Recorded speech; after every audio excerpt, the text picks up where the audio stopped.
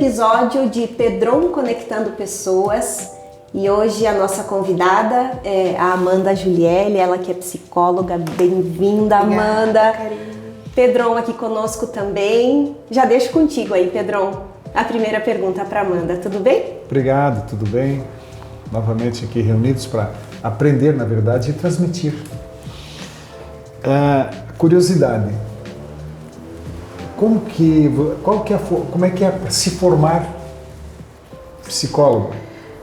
Assim, o que você mais te chamou a atenção lá na faculdade, no sentido assim que te deu essa capacidade de atender pessoas tratando-se de mental? Então, boa noite, né, para todo mundo. Quando eu entrei, né, na graduação, eu sempre fui uma boa ouvinte. Minha família sempre foi muito faladeira e eu sempre ouvindo. E eu pensava, como que eu posso ajudar as pessoas assim, né? Então, fazer direito, fazer psicologia, e a psicologia me trouxe essa escuta mais qualificada, eu escuto tudo que tá falando, sim, mas não é tudo que vai ser o importante, né? É uma palavra, um contexto, e a gente vai aprendendo a ler. No meu caso, né, trabalho com a terapia cognitivo-comportamental. Não tem essa dualidade de corpo e de mente, é uma coisa só. E a gente vai aprendendo a olhar para comportamentos funcionais, como que a pessoa aplica aquilo no dia a dia. Então, dentro da graduação a gente vai tendo esse suporte e aporte teórico, né, para daí aqui na prática a gente executar o que a gente vai recebendo durante os anos de graduação. Talvez então, para quem esteja nos assistindo, essa característica de ser um bom ouvinte já é um sinal de que sim, a psicologia pode ser um dos caminhos a seguir. Eu acredito que sim, né? Não se resume somente a ser bom ouvinte, mas gostar de ouvir o outro é boa parte do caminho já. E durante a tua graduação, você percebeu em algum momento, sim, estou no lugar certo? Sim. Até eu sempre, quando a gente vai para palestras, enfim, falar sobre a nossa trajetória, eu sempre comento que até o terceiro ano parecia que eu não sabia direito o que eu estava fazendo lá. Porque a gente tem bastante teoria, né? São 4 anos? 5. 5 né? anos. Onde eu fiz 5 anos. Então a gente vai conhecendo um pouco de cada coisa.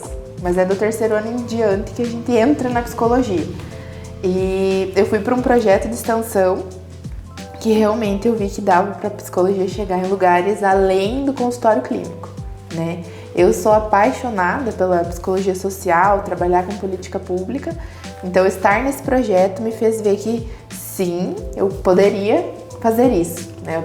Só a clínica para mim parecia, não é que é pouco, mas eu queria fazer chegar mais longe, né? Levar mais escuta, acolhimento, para que a outra pessoa entenda que ali do outro lado tem alguém que realmente está ouvindo, né? Mas então, por exemplo, lá na faculdade você aprende, estuda como formar uma opinião, né, de um processo, de uma consulta, de um atendimento. Sim. E você deve ter feito bastante leitura de psiquiatras, de psicólogos, que são a base, digamos, do curso, né? E vocês estudaram Freud? Sim, a gente é o pai da psicologia, pois né? Freud explica. Ele explica. Para mim, eu trabalho com a terapia cognitivo-comportamental, então eu lia Freud e para mim faltava alguma coisa. Entendia Freud? Mais ou menos. Ele trabalha com essa dualidade que tu trouxe da mente e do corpo, né? Então, para mim, ficava meio, mas eu não entendo dessa forma. Ainda a gente tem dentro da psicologia essas outras vertentes, outras visões de mundo, que ajudam o profissional a se embasar, né? Não tem uma mais certa que a outra. Todas analisam o fenômeno, que somos nós, o homem é o objeto de estudo, e vamos trabalhando a partir do inconsciente, com Freud, comportamentos disfuncionais a partir da minha abordagem, análise funcional a partir da outra abordagem. Então, cada uma tem o seu lugarzinho aí para trabalhar. Elas não brigam entre si. Ele é considerado o pai da psicanálise, né? Sim. Então, ele era da década de 30, 40, por aí, E ele é moderníssimo ainda, né? Então, aliás, tem muitos pensadores, historiadores não, que eram cientistas, ou da mente humana, da economia, vamos pegar o Adam Smith da economia, por exemplo, que até hoje é moderno. Né? Então, a psicanálise... E nunca para de evoluir, né? O próprio Maquiavel. Agora já tem a psicologia moderna, tem muitos autores, ou psicanalistas, ou psicólogos da área da era moderna, que tem que entender o mundo diferente também. Então, nisso tudo, como é que você recebe um adolescente e ele vai te apresentar um problema, ou você tenta descobrir nele o problema? Como é que se forma a tua opinião? Porque pode ser que o pai queira que ele vá no psicólogo e ele não quer, ele acha que não tem nada. Como é que você trabalha isso? Isso é interessante tu perguntar, porque eu trabalho com jovens, atendo alguns adolescentes e faço orientação parental. Quando os pais vêm para o consultório, normalmente o meu filho tem problema, é o meu filho isso. E a gente identifica ali que nem sempre é o filho que tinha que estar ali sentado, né? Mas a gente trabalha, escutamos os pais, escutamos o adolescente, né? Às vezes é um pai que não conhece o filho, né? Eu quero que ele faça isso. E hoje é muito difícil a gente mudar, ou fazer os pais entender que os filhos não precisam corresponder às expectativas dos pais. Entendi. E os pais, às vezes, querem isso. E isso gera o conflito, porque a gente sabe que todo mundo já foi adolescente aqui, né? Adolescência é um período que a gente não é nem criança, nem adulto. Então, estamos em transição. Então, é difícil se colocar no mundo, se localizar dentro dele. E ainda é mais difícil quando você é forçado a algo, né? Preciso me encaixar aqui. Então, quando os pais vêm com demanda de adolescente, procura ouvir sempre e tentar mediar essa relação. Porque eu sempre falo, né? Só amor não resolve, mas sem amor não funciona. Então precisa ter um Olha vínculo que interessante. ali. Só amor não resolve. E sem amor não funciona. E você percebe que os pais, ou a grande maioria dos pais, às vezes repassam ou refletem as frustrações próprias nos filhos? Dentro da orientação parental, né, a gente tem um referencial teórico que traz isso que tu falou de modelos parentais. Então, a primeira coisa que eu gosto de saber eu pergunto pro pai, qual que é o teu modelo? Como que tu é com o teu filho? Tu é autoritário? Tu é negligente, permissivo, participativo? Porque normalmente, como ele foi criado, ele vai repetir. E os nossos pais fizeram o que podiam, né? Com o que sabiam, com o que tinham. Não necessariamente precisamos repetir esse modelo, né? Então, às vezes, a pergunta que eu recebo é: mas você tem filho? Daí eu falo: não tenho. Então como é que... Eles vêm procurar o trabalho, aí quando você não tem filho, como é que você quer me ensinar? Eu não quero ensinar nada. Eu não disse que você não sabe. Eu quero melhorar a tua relação com o teu filho para tu criar um adulto saudável. Você sabe, Amanda, que isso me chamou muito a atenção. O que me chama a atenção é a sua idade. Você é uma jovem de 26 anos. Psicóloga, né? Já com toda essa bagagem e conhecimento. Você, como profissional, já sofreu ou sofre discriminação por ser jovem, por não ter filhos? Como é a sua rotina com relação a isso? Quando eu ingressei no mercado como psicóloga, foi bem difícil. Eu fui trabalhar num município aqui perto e o pessoal concursado, assim, eles têm uma resistência com a gente que é jovem por natureza. Então, eu cheguei ocupando um lugar que eu seria um pouco... Eu era a mais jovem, trabalhando com mulheres e pessoas de 50 anos, 40 anos e com 30 anos de prefeitura. Como que eu chego falando que tem que fazer isso, sabe? Eu precisei primeiro me reafirmar. Não sou eu que tô falando, tá aqui na literatura, né? Me posicionar de maneira firme e sem desrespeitar ninguém. Isso no serviço público, mas na área particular é difícil porque eles procuram o teu trabalho como para orientação parental. Mas você não tem filho. Mas você é jovem. Então, por que você me procurou, né? Então, eu posso te mostrar que eu sei o que eu estou fazendo, eu estudei para isso, eu estudo para isso. Exatamente. Se você em algum momento achar que eu não sou 5 capaz... anos de faculdade. E a gente não para de estudar nunca. Eu já tô na minha 3ª especialização. Nossa. E a gente precisa... Chega a demanda que você não sabe como acolher. Então você precisa ir estudar, precisa ir na fonte. E explica pra gente o que é essa orientação parental. A orientação parental é como se a gente fosse, em termos, né, ajudar os pais na relação com os filhos. Porque hoje a gente, não sei no dia a dia de vocês, mas eu me deparo com pais que têm uma dificuldade de impor regras e limites. Não seria nem impor uma palavra correta, mas estabelecer. Né? Por exemplo, fala pro filho, você pode brincar na rua e você tem que chegar até as 5. A criança, o adolescente, enfim, não chega até as 5. Não acontece nada com ele. Então, amanhã a chance dele chegar às 17h30 é maior. Ou fala assim, se você não chegar às 5, amanhã você não vai brincar. Aí chega amanhã, vai de novo. Né? Os pais não têm cumpre o que promete ali. Exatamente. E precisa dessa constância. Às vezes os pais fazem isso, a gente acredita, né, estudando, que é porque acha que os filhos não vão mais amar eles, né? E pelo contrário. É o que eu falo umas 200 vezes durante os atendimentos. Só amor não funciona.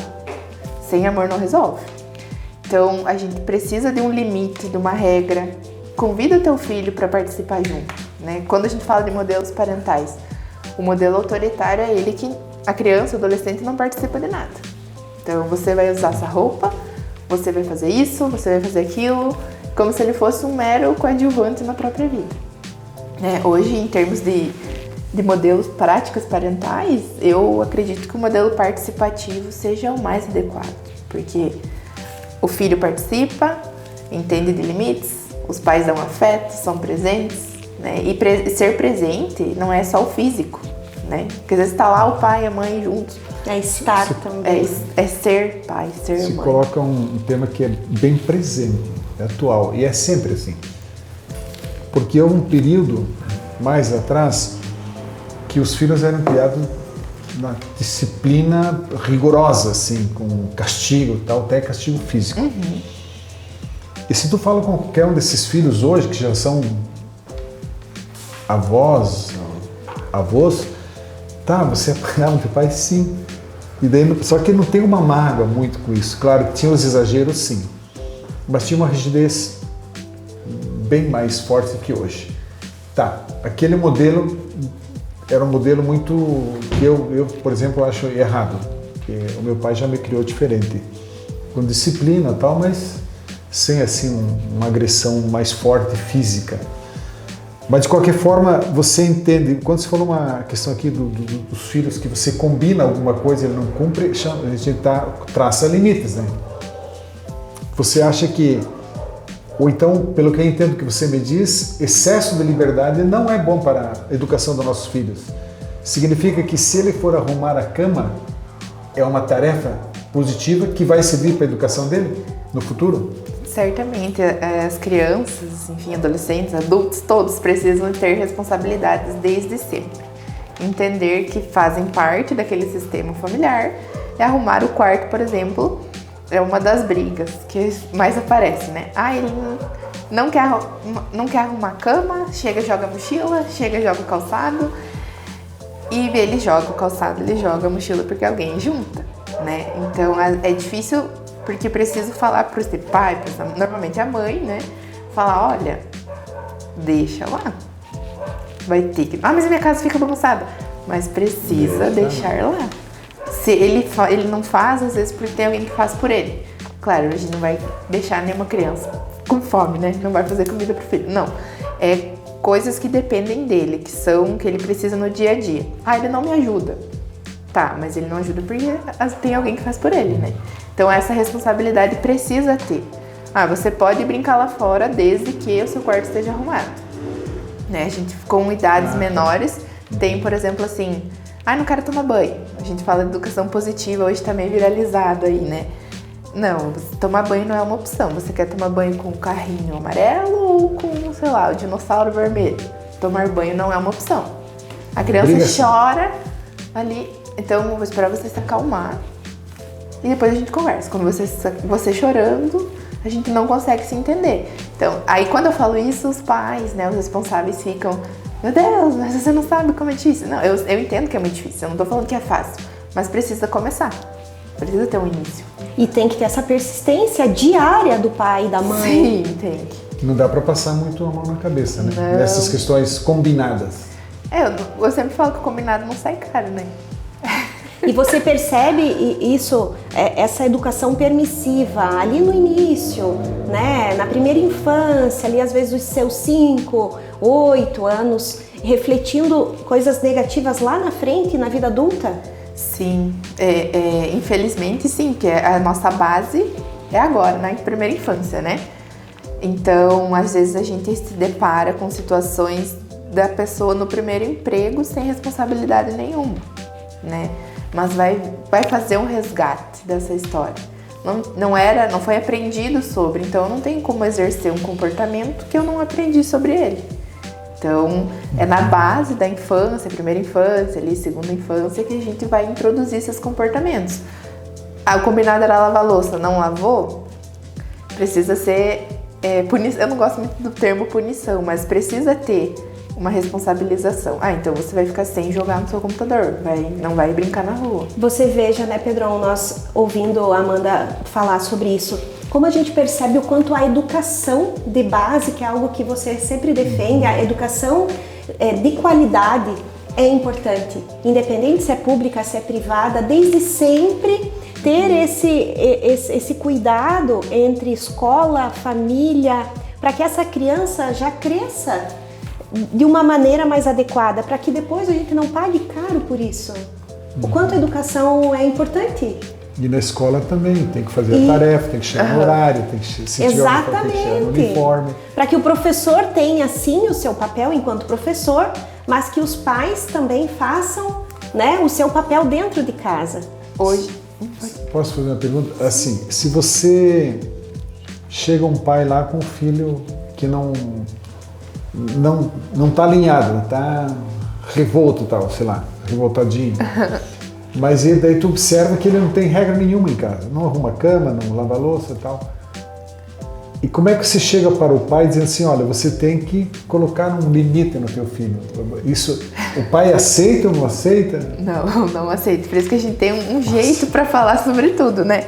Porque eu não posso falar não tem como eu falar para você, por exemplo, que você não sabe criar teu filho. Então, eu preciso saber. Dói, né? Não dá pra dizer, o problema é você. O maior problema. A gente não pode falar que o filho da gente é mal educado, né? Quem educa? Somos nós. Eu sempre tenho uma abordagem assim, não tá fazendo. Então, vamos anotar aqui como é que é as regras lá na tua casa. Aí fica esse silêncio. Tem hora pra chegar? Tem hora pra sair? Não tem. A criança, o adolescente entra e sai a hora que quer. Então, mas o pai também às vezes não tem um tempo, porque tu criar um filho, criar um adulto saudável, sempre gosto de usar esse termo, demanda de um investimento. A gente não tá falando nem de financeiro, é de tempo. Criar filhos demandam de tempo. Então, às vezes eu reclamo que meu filho é revoltado, mas eu não escuto ele. Ele vem me contar que ele tirou 8 numa prova, sei lá, 6 numa prova, eu tô aqui no celular, tô aqui conversando, tô fazendo outra coisa. E hoje a gente tem crianças e adolescentes cada vez mais inteligentes que percebem quando a gente não tá prestando atenção, né? Então, eu vou ser revoltado mesmo, porque ninguém tá nem aí pra mim. Aí que vem a rebeldia, né? Tem uma pergunta que interessa a todos. Acredito. Você falou rede social. Como ajustar com um adolescente, um pré-adolescente? Aliás, já estão com o celular antes até, né? No sentido de que isso não vai prejudicá-lo no futuro, até no desenvolvimento cognitivo, sabe? Porque eu acho, na minha opinião, né, assim, leiga, se tu ficar muito na telinha ali, não sei como é que você vai estimular teu cérebro, de que forma você trabalha isso? É bem difícil. As telas hoje em dia são uma demanda também que chega para nós. Porque, meu filho só fica no celular.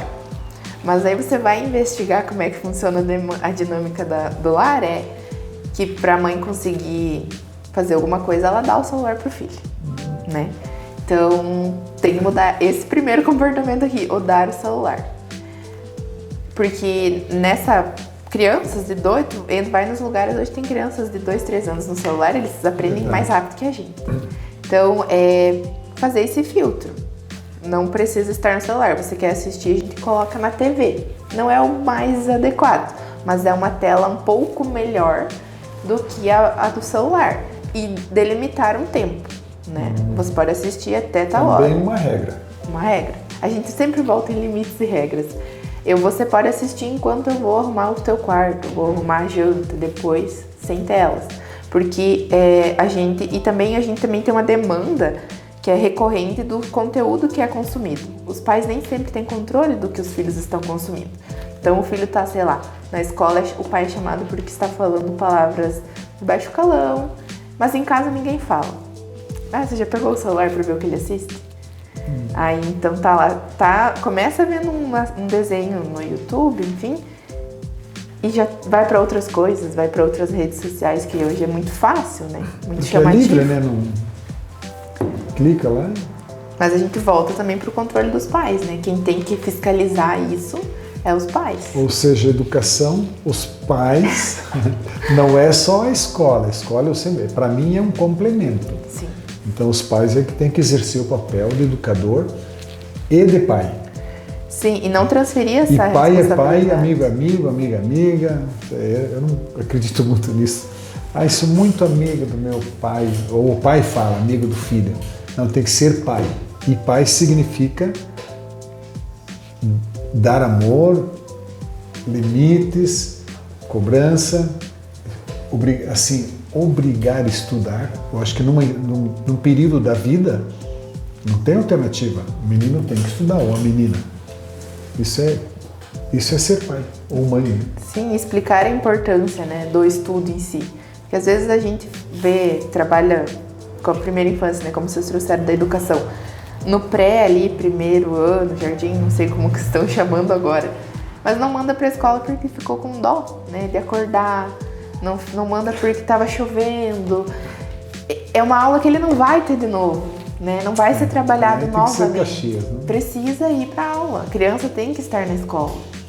Vamos agora numa linha um pouco mais para frente aqui, no sentido de idades.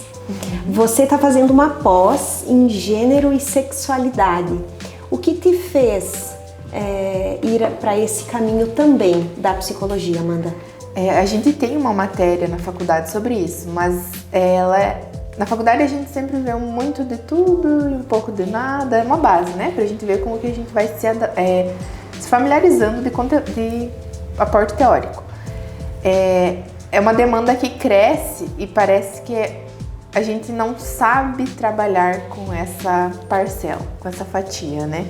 Como que eu posso conversar, incluir, tratar da mesma forma, né? Ter mais conhecimento, até onde que já se estuda sobre isso. Esses estudos não são recentes, né? Mas a gente fala abertamente sobre essa temática há pouco tempo. Então, incluir esse público sempre foi eu acredito numa psicologia que inclui mais do que não é elitizada. Então, estudar sobre isso, ao meu ver, vai me permitir fazer com que chegue até essa parcela da população também, né? Inclusão e acolhimento. Sim, sempre. É a premissa.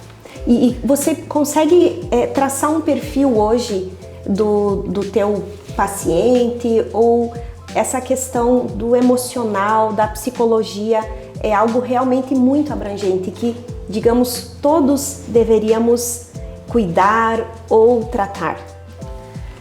Hoje a gente tem se fosse para delimitar, né, um perfil, seria um perfil mais ansioso, né? O nosso dia a dia, a gente precisa entregar números, a gente precisa entregar. Então, que hora que vai cuidar de quem precisa entregar esses números? A gente tem uma demanda alta de acadêmicos nos últimos anos de graduação, com um quadro de ansiedade um pouco mais elevado. Vou me formar, não sei o que vou fazer, porque na graduação a gente aprende muita coisa, mas tem coisas que só vamos aprender aqui fora do mercado. né? E eu acho que eu passei por isso. Eu tive essa angústia do meu Deus, o que eu vou fazer lá fora. Então a gente hoje teria um perfil mais ansioso, uma ansiedade não só aquela que acelera, mas uma que paralisa, sabe? Não sei o que fazer. Às vezes é uma atividade que a pessoa desempenha há, sei lá, 20, 25 anos e se pega num momento da vida que ela paralisa. E às vezes não dá devida atenção a isso porque a gente fala de ansiedade, mas é a crise de ansiedade que acelera. Não, mas a gente também precisa olhar para isso, né? Falar em saúde mental e cuidar da saúde mental, eu fico feliz que a gente consegue falar mais sobre isso, trazer isso para outros espaços, porque daí vai se tirando esse estigma de que cuidar da nossa saúde mental é só quando a gente está doente. A gente não precisa chegar aqui. Ou que psicologia é para loucos. A gente... Eu acredito que você já tenha ouvido muito disso. Eu não faço terapia, não sou louco. Então... Todos precisamos de terapia? Hoje a gente entende que não é algo que às vezes é um serviço caro, né? Mas todo mundo precisaria estar cuidando de si mesmo. E a gente cuida tanto dos outros. Tá, e o psicólogo, a psicóloga precisa ter outro psicólogo?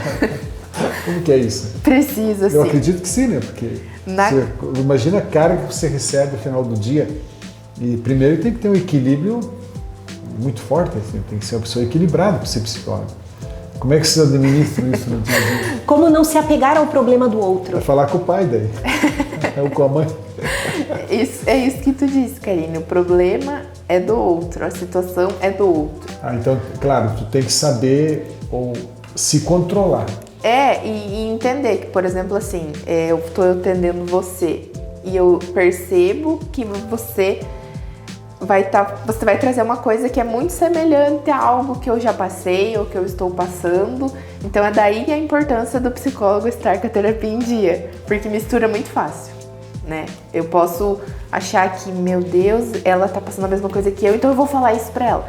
Não posso, né? Preciso manter ali a escuta atenta, qualificada, entender que o que é dela, e saída, a gente acabou o nosso atendimento, fica aqui o que era seu, né? E eu sigo. Mas a terapia é importante porque eu preciso fazer supervisão nos casos, né? A gente não consegue sozinha, é ilusão. Preciso fazer terapia porque eu tenho a minha vida fora do meu trabalho. E também porque o psicólogo, apesar de ser psicólogo, a gente não é robô, né? Às vezes a gente acaba se afetando com algumas situações que a gente atende. Então, estar com a terapia, estar terapeutizado é imprescindível, assim. Na graduação, os professores batem muito nessa tecla. Quando conseguirem começar a terapia, quem já não faz, né, comecem. E foi um divisor de águas. No momento que eu comecei a fazer terapia, eu ainda estava na graduação, eu consegui separar mais, tratar minhas questões, então foi bem importante. Você consegue, você pode ou não atender um amigo, um familiar, um conhecido, ou atender terapia de casal, enfim, é possível ou você prefere não? A gente tem um código de ética, né, que rege regulamento e rege a nossa profissão, que de familiares não tem como, né, que não vai saber se separar, o vínculo vai atrapalhar o desempenho do trabalho. Conhecidos, vai muito do profissional. Esse atendimento vai gerar benefício para ele? O profissional precisa ter esse senso de eu vou conseguir ajudar ele de fato ou só quero ajudar porque é conhecido? Né? E encaminhar, a gente tem essa possibilidade de encaminhar para outros profissionais. E no caso de terapia de casal, eu particularmente não atendo essa demanda, mas quando chega para mim eu encaminho para colegas, porque tem trabalho para todo mundo, né? Não teria sentido ficar com demandas que eu não me sinto bem em atender, então a gente faz esse encaminhamento. Muito bem. Mais alguma pergunta? Daí, hoje, vamos falar o mundo moderno, ou o mundo da rede social, será que está mais difícil, ou nós estamos com mais, sei lá, um termo pesado, doentes mentais, do que, vamos supor, 20 anos atrás, uma realidade que você não viveu, mas deve ter estudado alguma coisa. E essa pressão por saúde mental, será que ela pode estar decorrendo da rede social? Você falou antes dessa pressão, você tem que ter assim, tu vai na rede social aí, vê aquelas meninas, aqueles rapazes com carrões, com joias, tudo isso dá uma influência, né? Tá, mas como é que eu não consigo? Então hoje me parece que está mais difícil nesse campo do que era no passado, mesmo porque antigamente as necessidades, Karina, eram muito menores. Assim, necessidades que nos incutem aí pela inteligência artificial, pela rede, né? Pela rede.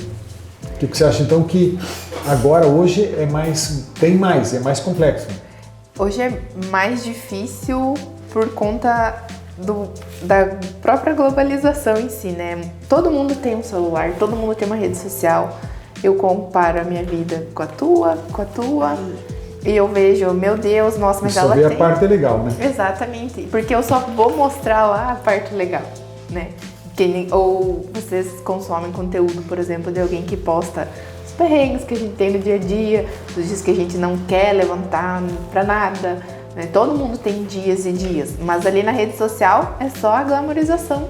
E essa ostentação, eu acredito também, Pedrão, ela acaba prejudicando muito o desenvolvimento das famílias, porque às vezes você até tenta, tu tá levando a família de uma maneira tranquila, mas você não consegue evitar que a tua filha, que o teu filho pegue o celular e veja lá o blogueiro que eles mais gostam, ostentando, mostrando, porque tenho a melhor maleta de maquiagem, porque comprei a melhor casinha da Barbie, enfim. E aí você precisa chegar pro teu filho e dizer, olha, é uma realidade de lá. E que às vezes nem é tão real quanto parece. Ou seja, tem que ser verdadeiro. Verdadeiro. E a gente não pode simplesmente, que eu acho que é aí que tá, me corrija, Amanda, se eu estiver errado. A gente não pode, como pai, simplesmente deixar pra lá. Dizer, não, filho, isso não é nada. A criança, ela precisa, como você falou, de orientação. Eu acho que é nisso. Eu sou mãe, você também, Pedro, é pai. A gente sabe o quanto é importante, né, Amanda, que os pais estejam vigilantes e não deixem as crianças simplesmente pra lá. Com certeza. Estar vigilante, verificar o conteúdo que é consumido e principalmente trazer a criança para a realidade. Porque às vezes, por exemplo, vai lá ver um jogo de azar, alguma coisa, quando o pai vê, já estourou o cartão.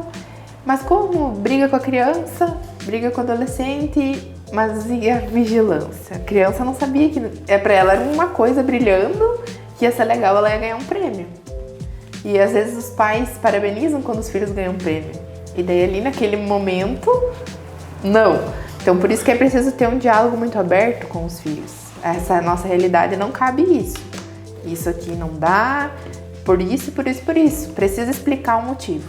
Né? E também não pode dar tudo, porque aí é outro erro. Dá carrinho, dá boneca, dá...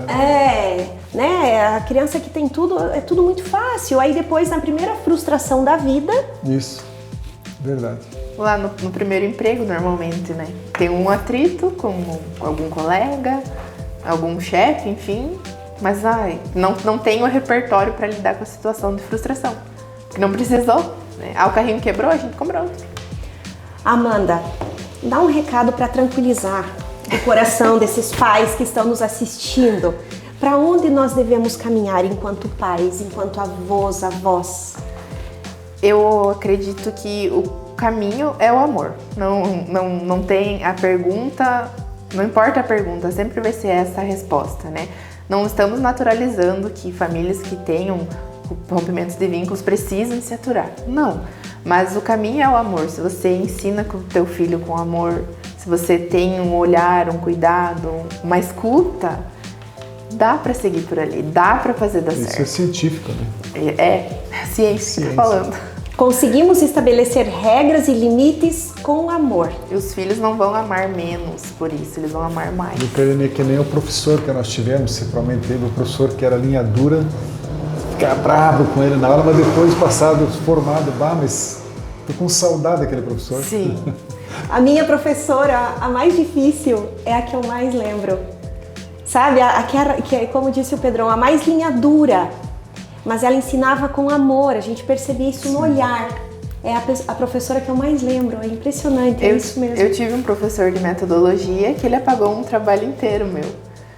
E ele falou, eu vou apagar porque eu já falei como faz, você sabe fazer. E eu pensei, meu Deus. E hoje eu sei fazer eu sei produzir um trabalho porque eu tive isso. Ele acreditou em mim. Ele acreditou em mim, né? Eu acreditar que a gente tem esse potencial, essa capacidade. Muito bem. Então encerramos, né, Pedrão, por aqui. Agradecemos a sua participação, as suas palavras. Eu que agradeço o convite. Obrigado, Amanda. Aprendemos com você. Eu também aprendi com você. E é um programa bacana, que você falou tudo. Talvez a gente consiga transmitir algo positivo e quem sabe dar uma forcinha aí para as famílias, né? Com a maior humildade do mundo. Né? Exatamente. Precisamos aprender e extrair das pessoas o melhor que elas têm para poder compartilhar e fazer disso algo benéfico, né, para todos nós. Tá certo. Obrigado. Eu que agradeço. Até a próxima. Até mais.